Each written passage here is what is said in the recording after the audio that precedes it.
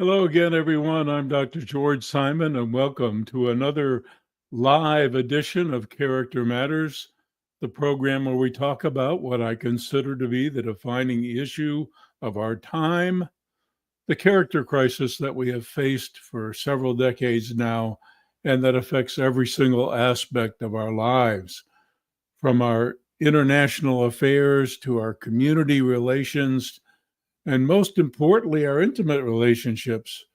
Every single aspect of our lives depends upon our ability to forge decency of character.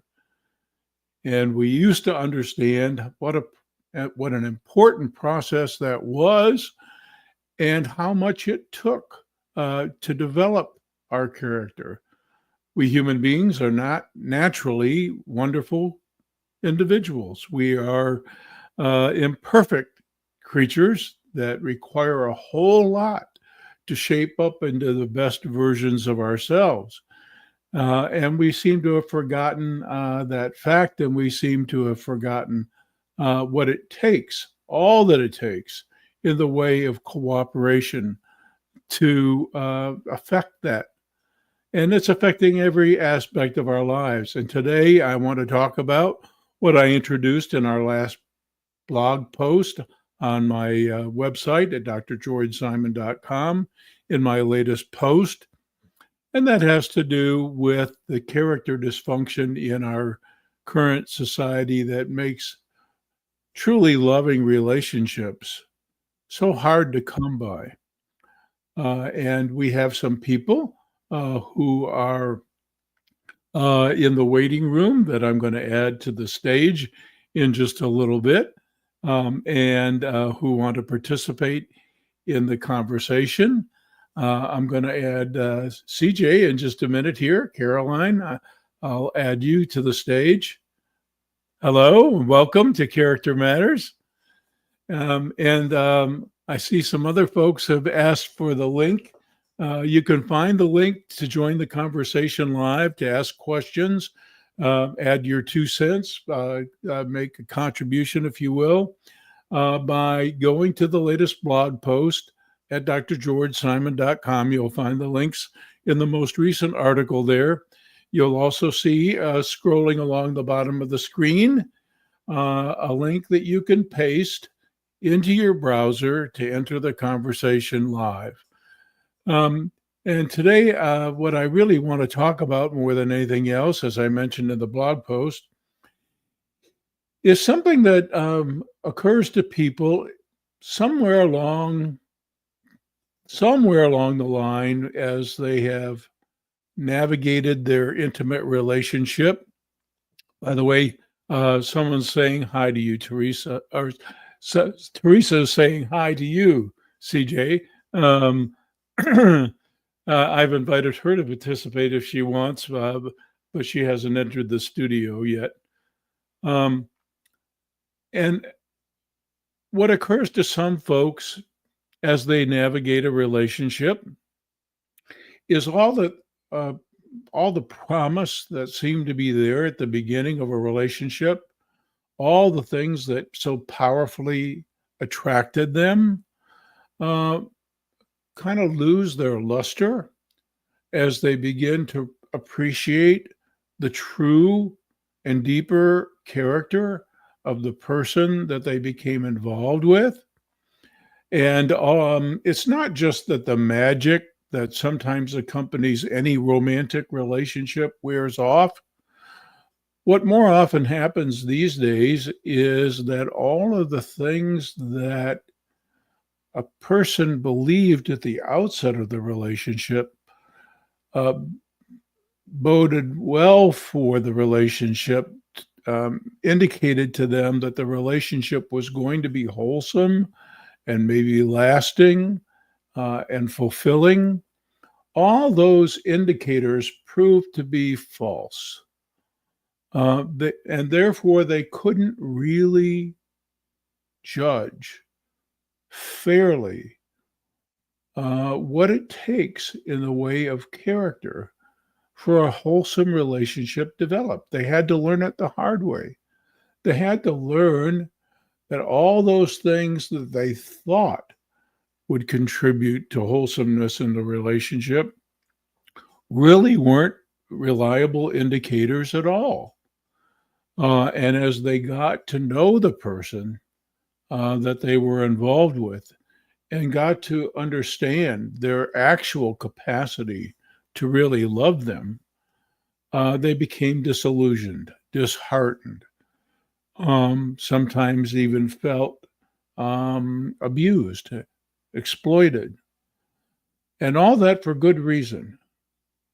And that's because at the front end of the relationship, they really weren't able to discern what it takes. Sometimes that's a matter of maturity on their part, too. Uh, at the outset uh, of our young adult lives, when we're just coming into our own, so to speak, when we're just kind of getting to know ourselves and what we're all about and what's motivating us, sometimes we don't really have the maturity, the life experience, the knowledge that it takes to properly discern character and the prospects for establishing a wholesome relationship. Sometimes we just don't have that yet.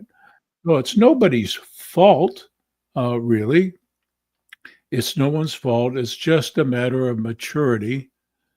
Sometimes, also, however, people can be good deceivers, can put on a pretty good act, can do all of the things that mislead us.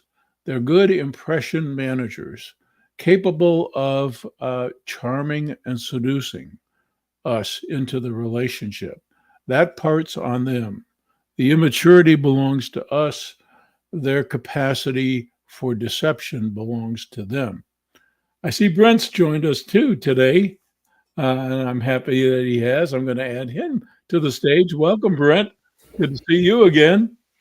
Thank you. Same here. Hi, guys. So we're talking about this age of character dysfunction. One thing I want to mention today, it's something I plan on writing about next week. One of the things that's really insidious, I think, about this age of narcissism and the narcissists that seem to be running things right now, and uh, in many ways, especially culturally and even within government. By the way, Brent, Teresa says hi to you. um, One of the things that I wanted to write about has to do with the fact that all of the narcissists, everybody on the spectrum, one thing that narcissists have in common, whether they be the brash, almost despicable, uh, unattractive, unappealing type, or they be the charming, seductive type, one of the things they have in common is they seem so self assured in their point of view, in their perspective on life and its purpose. They seem so self assured, so comfortable in their own skin that they basically give you permission. When you're with them, you feel permission for all the aspects of yourself that you might not be all that comfortable with in displaying. They give you permission to bring those things out. And in some ways that can be good because when we're simply repressing things and we haven't come to terms with ourselves. In other words, when we haven't fully and freely accepted all that is within us and with freedom and with nothing but love decided for our own good and for the good of everyone else to uh, work through all of the yearnings and temptations and inclinations within us that might not be all that wholesome, when we haven't yet reckoned with all that, these seemingly self assured folks can give us permission to do all kinds of things and to be all kinds of ways that we might not otherwise do. And I think we're witnessing this on a grand scale right now, culturally. Uh, but it doesn't just happen with brash, boisterous, almost buffoonerish narcissists. It happens with the charmers too. It happens with those individuals who basically say, I'm going to make you feel okay. And what many times is their agenda is what I've written about many times, several times actually, on the blog. What's really their agenda in this ego massage that they typically engage in is that they strongly suspect, and rightfully so, that you'll return the favor. So they'll basically say, I'm going to build the heck up out of you. I'm going to make you feel really okay that you're just who you are. But there's an agenda behind it. It's because they expect that you will do the same with them. And that seems so much like the positive regard that characterizes love, real love. That seems so much like it that it's almost irresistible. In fact, I think in many cases it is irresistible because it looks so much like the real thing that you end up believing it's the real thing. And that's how you get seduced.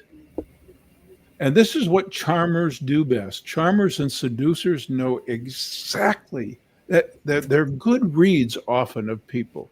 They know what you want to hear.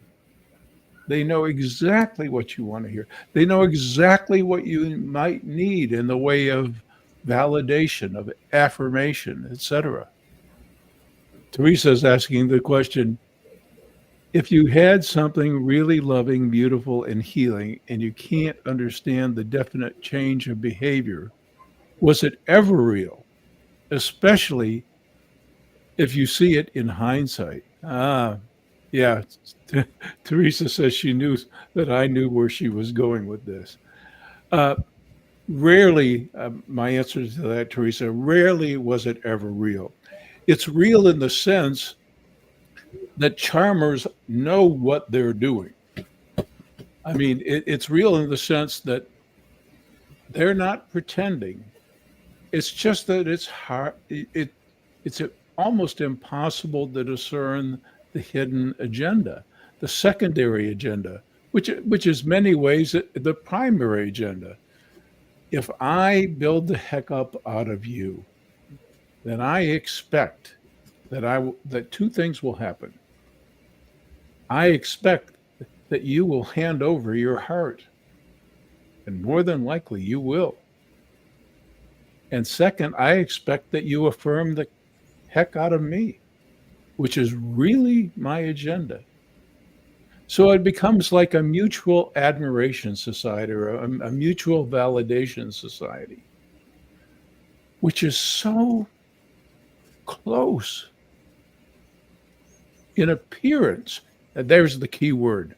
It's so close in appearance to love that almost anyone can mistake it for love. So many of us lack the maturity of character to truly love. And that's nobody's,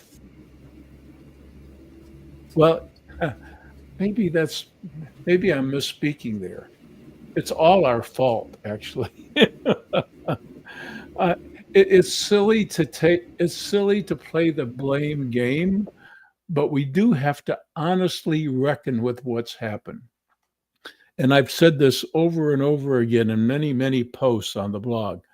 This vicious cycle that's been going on between culture and character, whereby as norms and standards and values, principles that were once widely accepted were more commonplace, were more universally regarded and endorsed. As those eroded, then our individual characters suffered because the structures weren't there to help us grow into the kinds of decent people that most of us have it within us to be. And as that happened, as more and more character impaired people populated society, then those elements of the culture that once helped foster character deteriorated even more. A classic vicious cycle leading us to where we are right now. I'll give you a small example. I know I complain about this all the time. One of my pet peeves is what a free for all it's become on the road out there. I do a lot of driving, and I have to tell you, it's the same place everywhere. I have some friends who are in law enforcement and some friends who are in the journalism business, and they all tell me the same thing, that departments all across the country are completely overwhelmed. If they had to try and police the traffic situation out there, they first of all, they couldn't hire enough people and they couldn't write enough tickets, and it wouldn't matter. It wouldn't matter because, as they put it, everything's completely out of control. So I'll give you an example of how ludicrous it's become.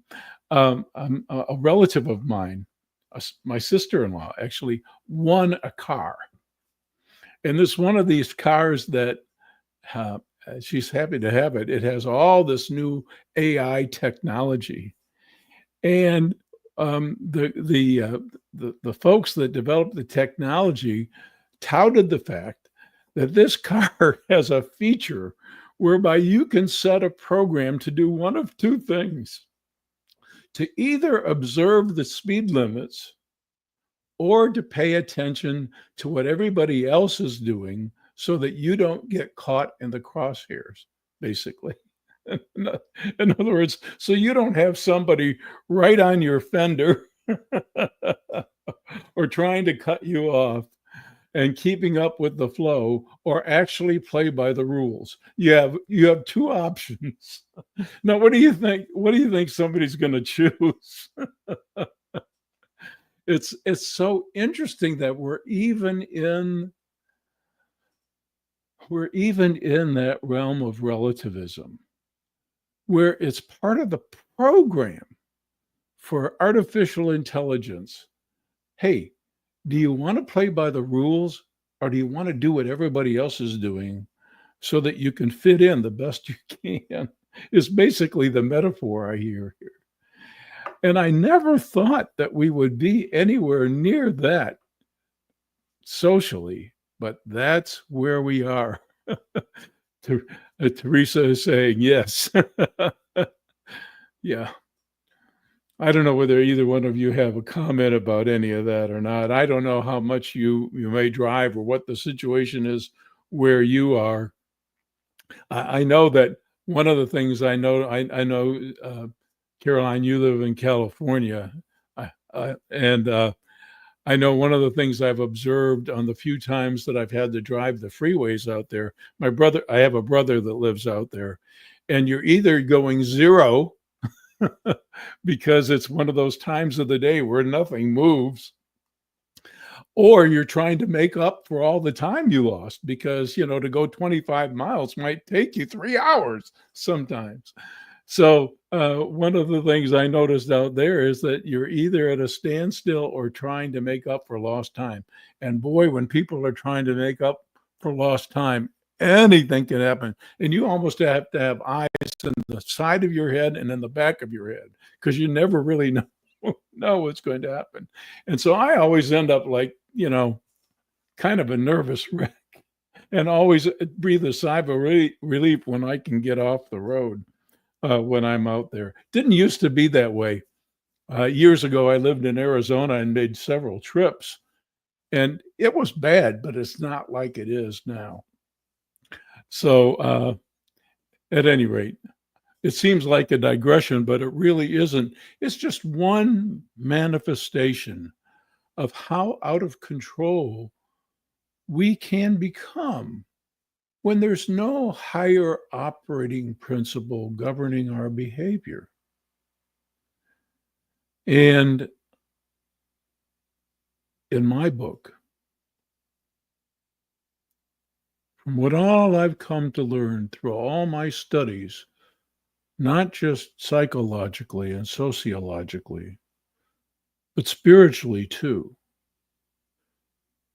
if the overall operating principle isn't love, we're always in a mess.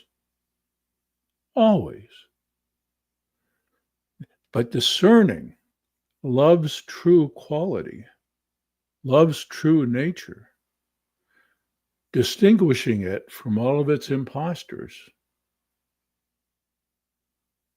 Boy, what a task that is. And perhaps in our day and time, with so much relativism and so much in our culture that misleads us, I think it's harder than ever to discern the nature of real love. I see we have another new person identifying as Four Seasons. Hello and welcome to Character Matters. Any comments, Caroline or Brent, about what we've been talking about? Yeah, I feel it's interesting what you say, that you say there's which rules to abide by, right? Is it like, do we take the rule, the set being the normalcy of what everybody else does, or are the rules to obey what the law says, right? And I think those rules that we obey by like societal norms and the law, it's something that is in continuous change, and we have to give ourselves also a certain degree of forgiveness and being able to make mistakes to be on that path of constant change, right? What was maybe acceptable 100 years ago is not acceptable today, and vice versa. Things kind of change, the law changes, adapts to what the majority of people does. Sometimes the law is first and then the behavior changes, and sometimes the behavior changes first and then the law goes after. And so, but then what you say, what I hear you saying is that given all of that, the change, that as long as there's an undercurring set of rules that we all follow of love, right, it's still kind of okay. That's what I understood. But that is also, I feel like, a conundrum, because how can you put the cornerstone of all your values in love when that is the one thing you're seeking the most and are the least in touch with? Do you know what I mean? It's almost like a little conundrum. It's like the goal becomes, you're trying to ground yourself in something that is also your biggest goal, like that you don't have. Do you know a little bit what I'm trying to say? So how, if I think everybody longs the most for love, right? And we, all of us, don't really know what that looks like, self-love, for example, right? So how can you act from a place of love when you don't really know what that is, and you're in the biggest, that's the biggest dream, you're in the search of it? I feel like it's a little bit a conundrum. Like how do you deal with that? Like, Right. do you know a little bit what I mean? Absolutely. So Absolutely. how do you it's a question to both of you or to people in the forum, like Right. how do you deal with that? How do you handle it? What would you say? Okay. So let me, uh, I'm steeped in certain metaphors, so I'm going to speak metaphorically here, using a metaphor that I'm most familiar with. But some some would say, within a certain religious tradition, that the first commandment is first for a reason.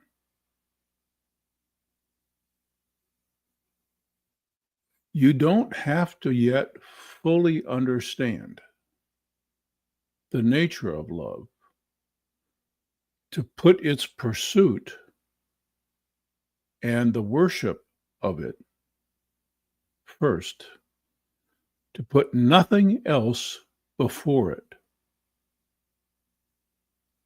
to make it your business, your purpose. You don't have to yet, and besides which, it's pretty arrogant to think that you can know the the whole nature of something so hard to wrap your heart and mind around. But that doesn't mean that it doesn't behoove us all to put it above everything else.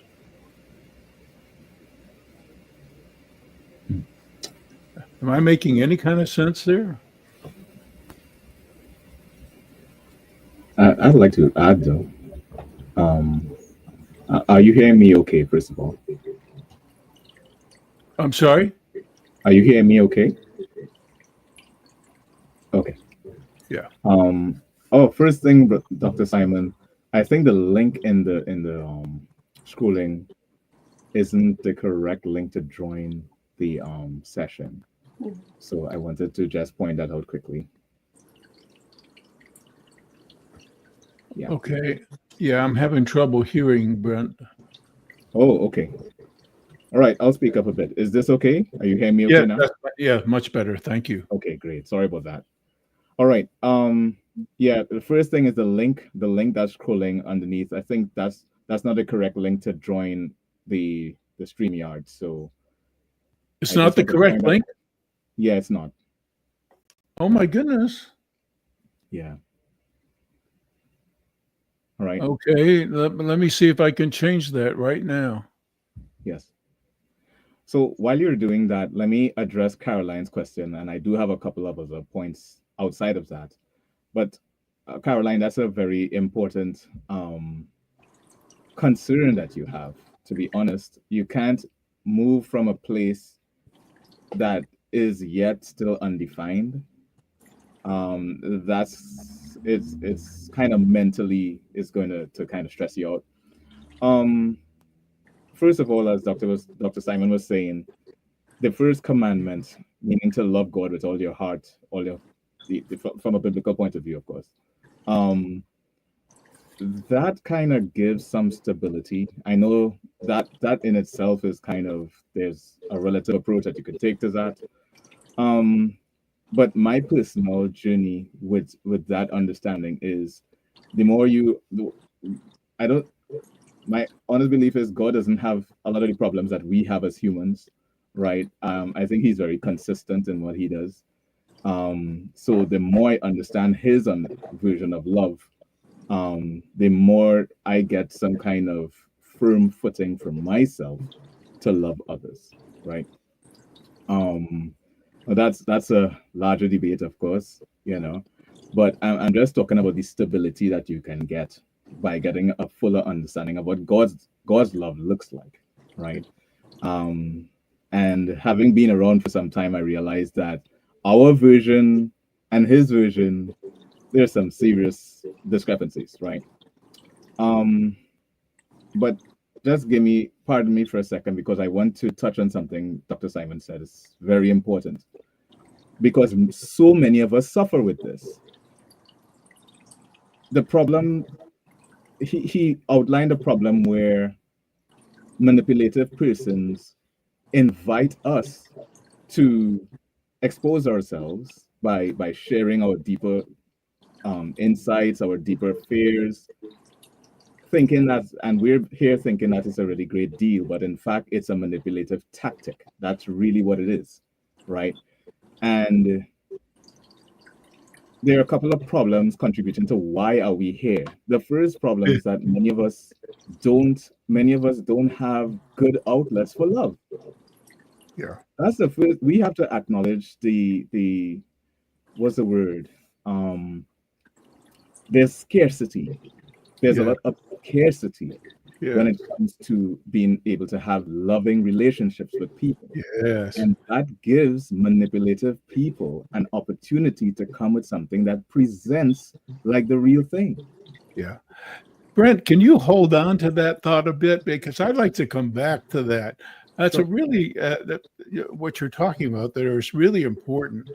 And I'd like to come back to that because that's one of the issues that I tried to address, perhaps inadequately so, in Essentials for the Journey, in talking about the 10 Commandments of Character. So I'd like to come back to that if you don't mind, okay, but before we wrap up the show today. But I see that Kent has also entered the waiting room, and I'd like to add him to the stage too, if he doesn't mind. Uh, Kent, welcome to Character Matters. Thanks very much, Doctor, You're for welcome. having me on the cast today. This is vitally important to me. Um, I have had the very good fortune of living extensively around the world, and this phenomena that we are dealing with, narcissism, is commonplace. I have found that the most important thing for me is to get to know me. And that is difficult with so many external stimuli around the world because we spend a lot of time responding to things as opposed to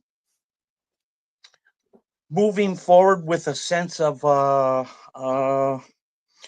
putting the best version of ourselves out there first and then seeing what happens. Right. Now, this may sound a little esoteric, a little philosophical, what I'm saying, but I personally am dealing with a post narcissistic, malignant narcissistic marriage, and my wife was the center of my universe. Now, as a little kid, you're taught don't put your hand on the stove, don't pick up the scorpion. But if you don't see the scorpion or you don't see the burner red hot, I did that. Now, a narcissist is a narcissist. Why did I do that? Because I like to think that I have a good definition of what love is. I know what love isn't. Um, but the important thing is this discussion we're having right now needs to become commonplace.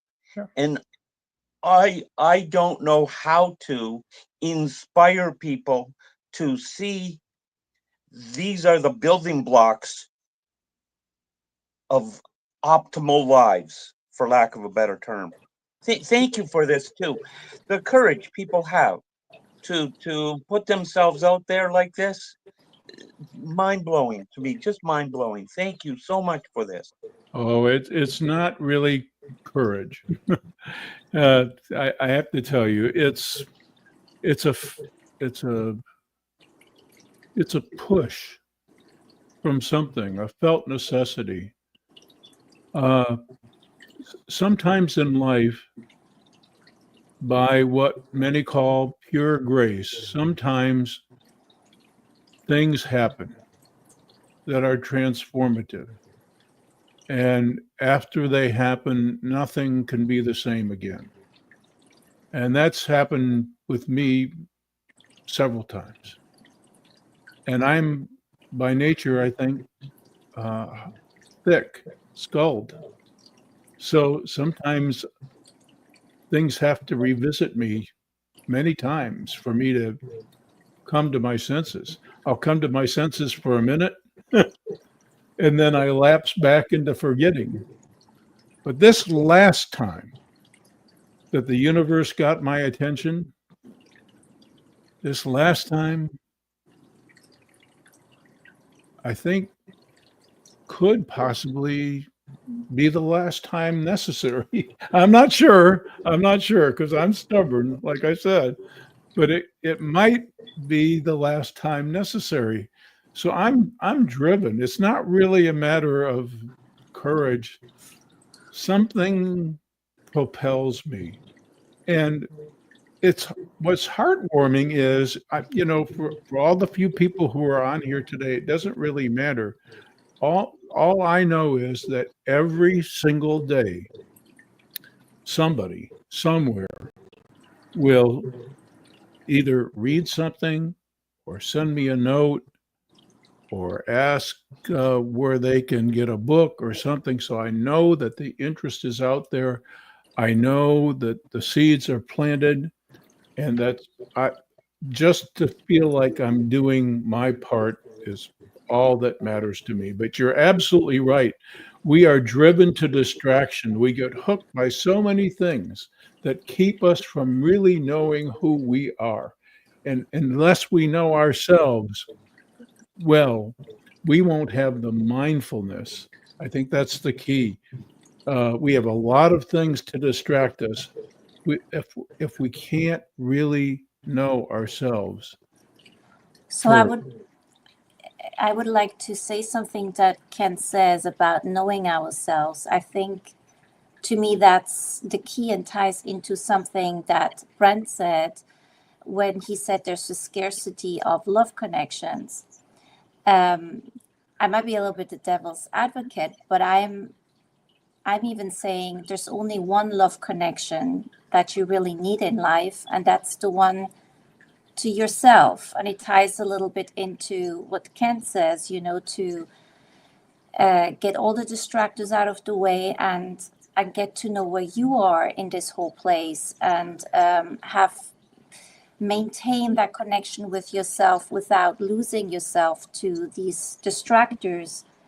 um, it's really hard, but I think like if you have, and I don't mean that in a narcissistic sense, like in a true loving and knowing thyself, like what are my values, and being connected to that journey that one is on. um, I think that's really the only connection we really need if we find the certain self-acceptance, like, and love there. I think we will portray that to all other people if it's in an honest sense. I don't know if you understand what I'm yeah, trying to say. one thing that I might uh, provoke some thought about there is when we talk about the self, some writers and some philosophers and some psychologists and some spiritual gurus have talked about the different kinds of self. Some talk about the false self that we construct with ego.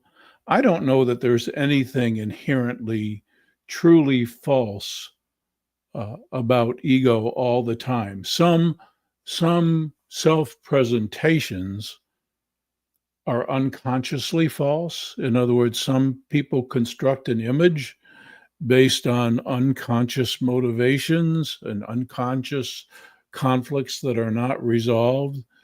Some people put on deliberate fronts. Some people want to appear different than they know that they are for some exploitative purpose, to have their way with you in some way, or take advantage of you, or exploit you, or abuse you, even. So, yes, there can be a false self. But even when it comes to knowing and loving ourselves, there are levels. And at the deepest core is the same self-emptying entity that gives rise to all of this. And some people call that God. So when we're knowing and loving our deepest self, we're observing what some call that first commandment, the primary thing that we have to do. Well, we don't have to. That's the unique thing about being human. We don't have to, but it sure behooves us. It sure does us well to do that. And I think that's why these axioms are called commandment. When we do them, everything changes. It's not just our mindset that changes and our outlook. The character of life takes on a whole different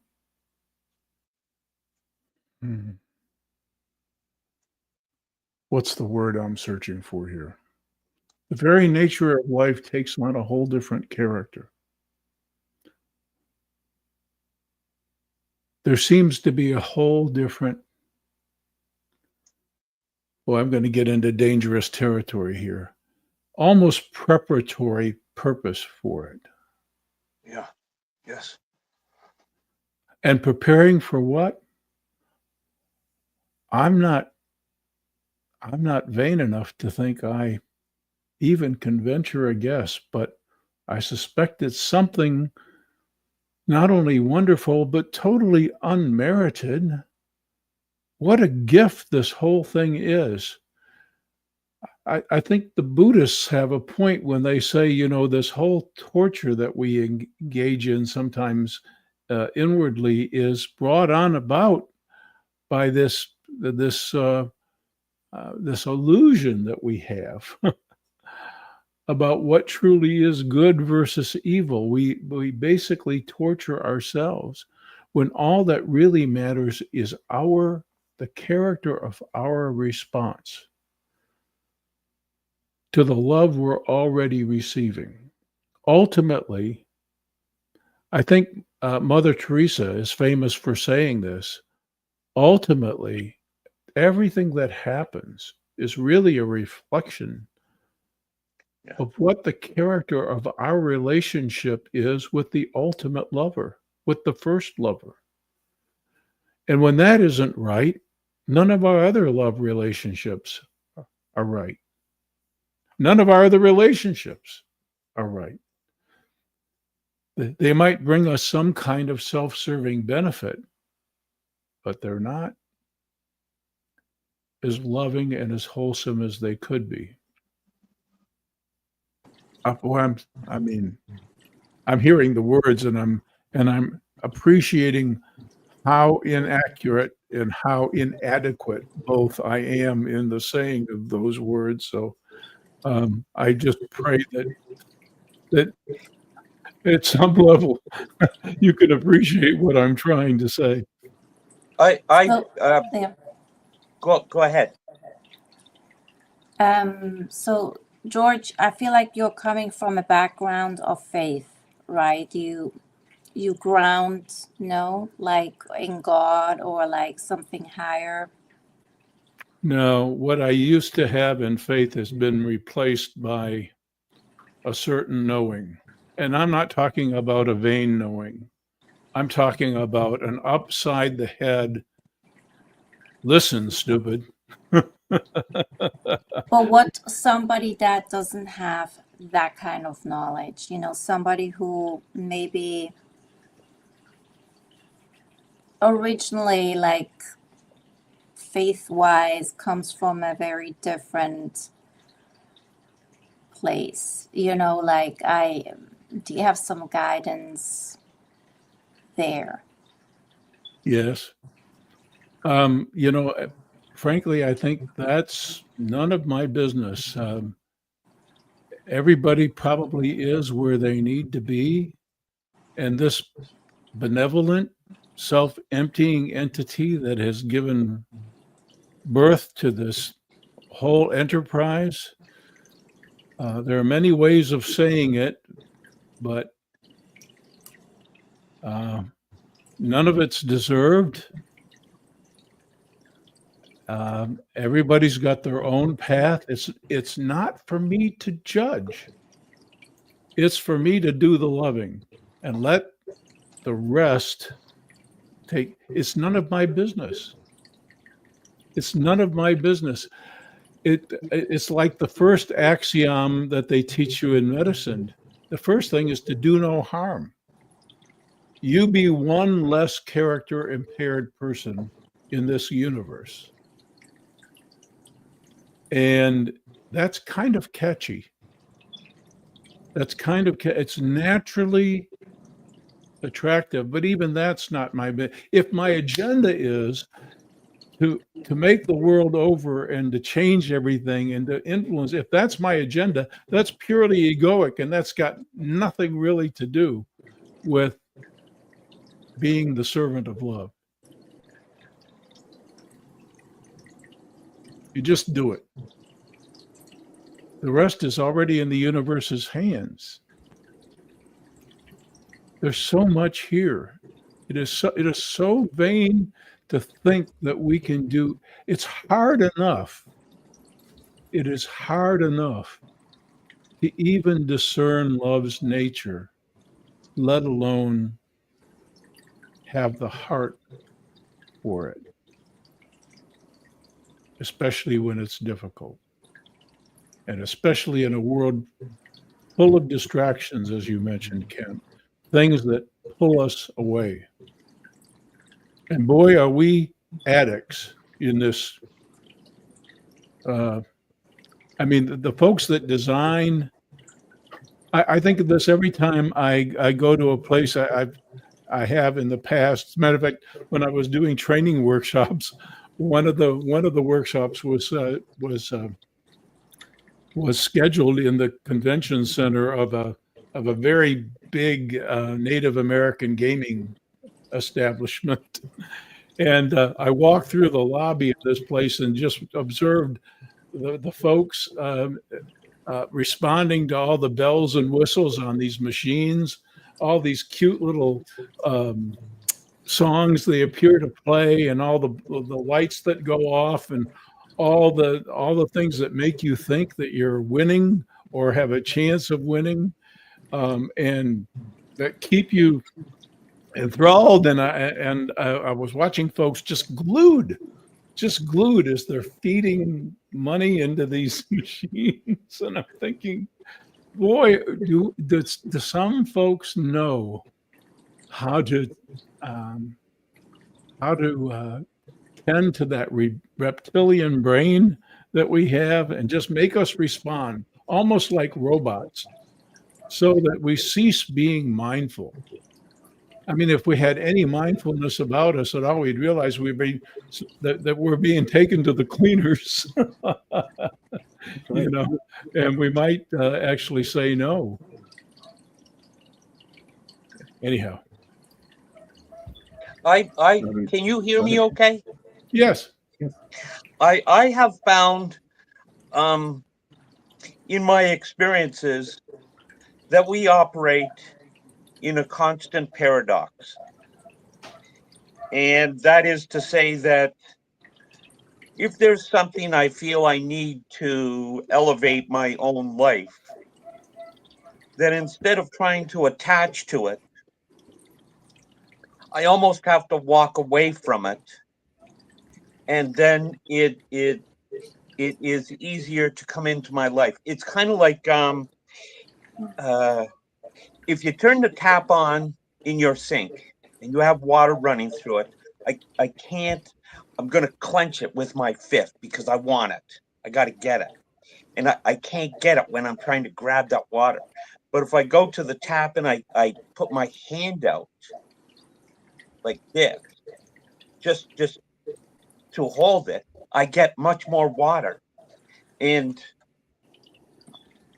if I'm an individual who's walking around with I don't know this, but if I'm walking around with a deep sense of hate and anger, frustration, malevolence, and I want to inflict that on somebody else just to make myself feel better, then I'm only going to attract that into my life.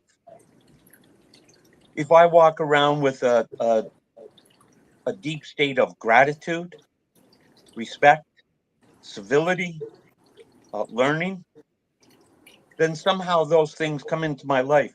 But I cannot point and pick and say, oh, there's learning. I'm going over there and beat a path to it. And that's the difficulty, is that in that adventure of trying to find something that I think will help fulfill my life, I have all these obstacles that I have to go through. Other people that are trying to clench that water, get that, and it's painful.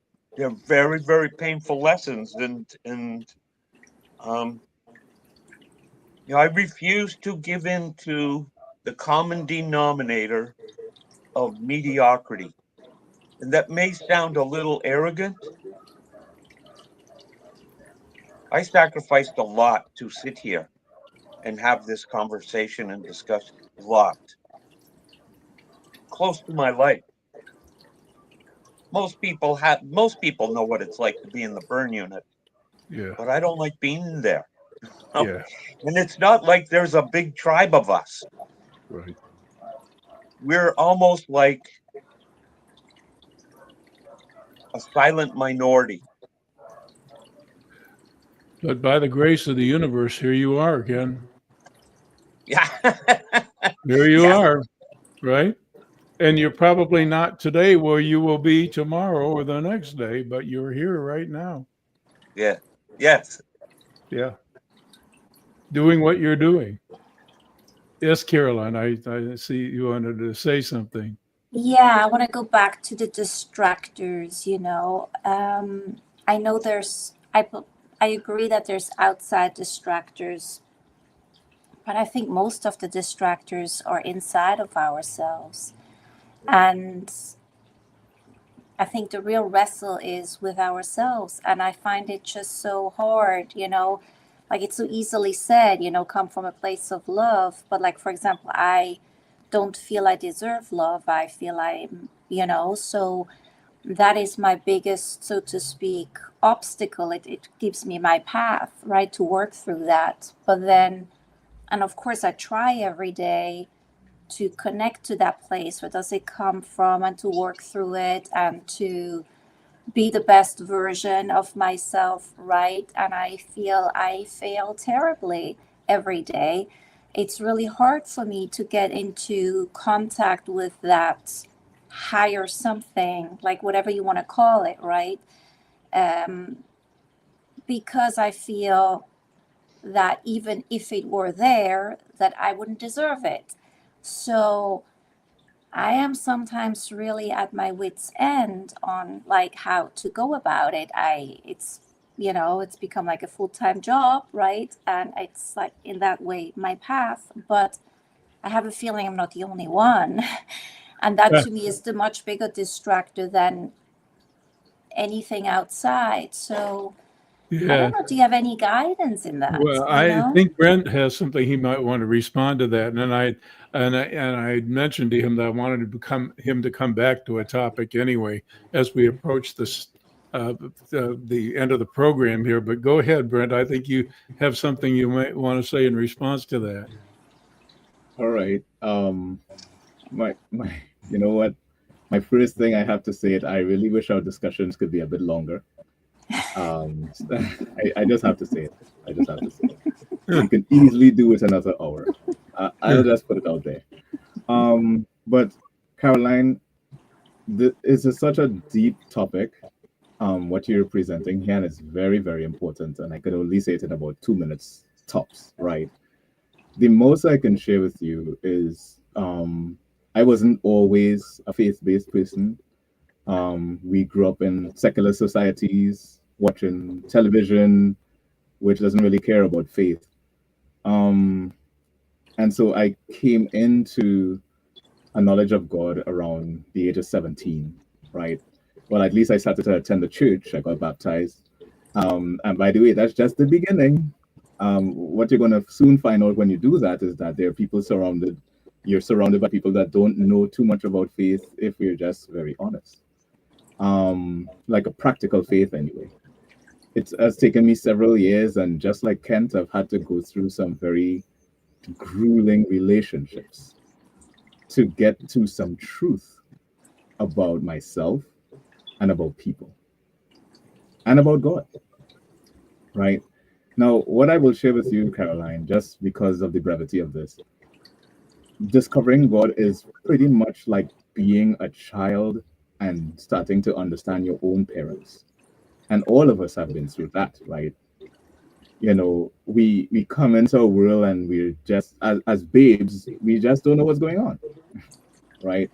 And it's going to take several years, several experiences, and asking some questions, getting some answers, then testing some theories to understand what our parents are all about, and even why are we here in the first place.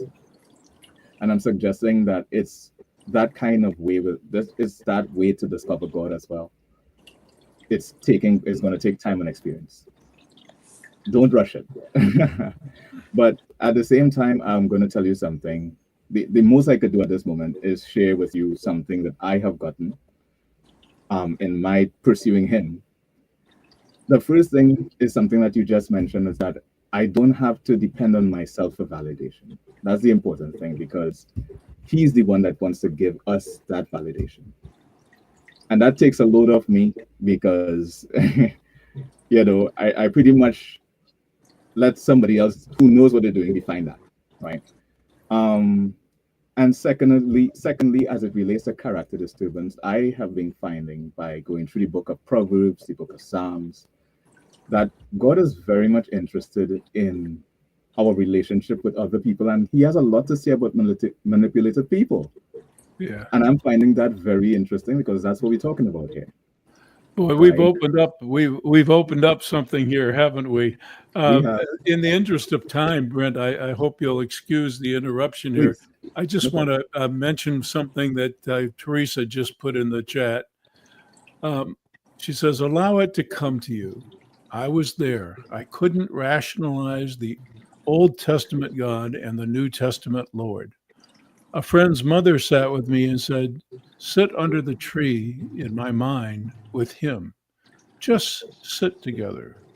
That may sound simple." And that's, I have to say, Teresa, what you just said there is what's inspired me to rewrite, to pull the Judas syndrome off the market, and to rewrite that book in two different ways as I'm being inspired to do so. It's exactly what you said. Everything exists within the context of a relationship, and some relationships are transformative, including the relationship with ourselves, especially when we come in contact with our deepest self. So I hope we can talk more about that at some point. I think we're opening up an avenue here for that. I really can't thank you all enough for your participation today. I wish we had more time. This will be up on YouTube here for the next 30 days at least, and then I'll add it to the regular collection of videos. So once again, thanks for tuning in, and I hope that those folks watching the video recording later, or who go to the blog or avail themselves of any other material, will tune in again next time for the next live edition of Character Matters. Thank you all so very much for participating, and hopefully we'll see some of you again next time. Thanks, Dr. Simon. It was a privilege to be here with all of you today. Thank you. Same here. Thank you. Bye, everyone.